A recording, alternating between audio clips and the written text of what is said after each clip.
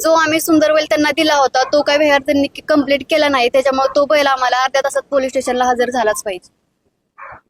ठीक. नाही तोपर्यंत काही प्रयत्न येणार नाही असं ठरलंय ना सगळ्यांचं. प्रेत म्हणजे